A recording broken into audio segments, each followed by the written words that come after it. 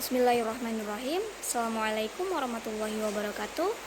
My name is Lusia Ismawati, and here I will give explanation of my research proposal entitled EFL Students' Comprehensible Input in Extensive Listening in Indonesian University Context, Listening Activities, Students' Problems, and Skills. This presentation will cover introduction, research question, literature review, research method, and procedure. We start from introduction. Listening skill is one of the receptive skills that must be mastered in learning English, because listening is the ability to accept and interpret message that we hear in a communication process. Even Brown stated that listening is often implied as a component of speaking. In every learning process, there must be a problem faced by students, with no exception in learning listening skills. Yilmaz Enfati stated there are some difficulties faced by students which become problems in listening skills.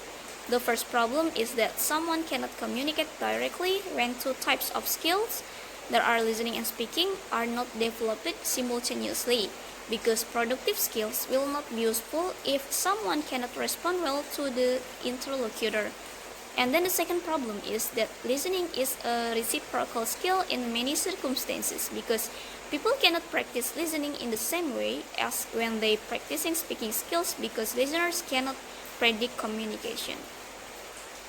Okay, let's move to research question.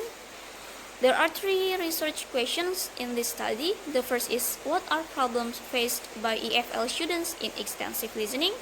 The second one, what are listening activities that can help students to deal with their listening problems? And the last one, whether the activities can help students to improve their listening skills. Okay, we move to the literature review. Extensive listening is listening to develop a top-down and global understanding of spoken language.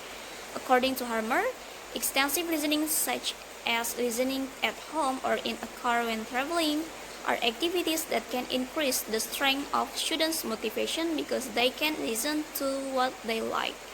Students will listen to many sources such as podcasts, videos, or interviews, and this type of listening activity will help students to be able to understand the context of what is being listened to, and of course, it can increase their vocabulary mastery. And according to Bart, listening skill is a key of receiving message effectively, which is a combination of listening to what another person says and psychological involvement with that person. The key of an effective communication is the ability to listen, because if someone doesn't have good listening skills, it can cause misunderstanding in receiving message from the interlocutor. And in learning listening skills, there are some difficulties faced by students in EFL classrooms.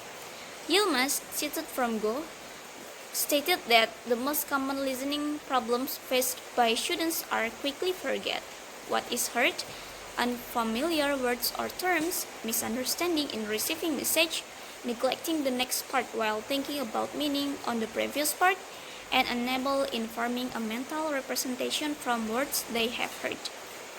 Okay, next, the research method.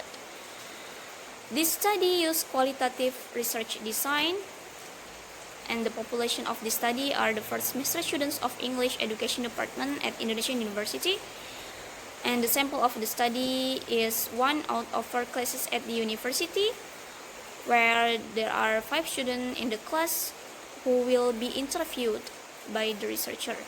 And the instruments of this study are interview and observation.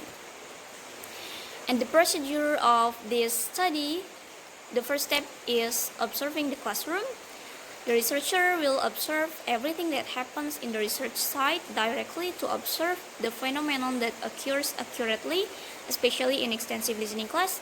And after that, the researcher will interviewing the participant in order to get detailed personal information from the participants. Okay, maybe that's all from my research proposal. Thank you, and Assalamualaikum warahmatullahi wabarakatuh.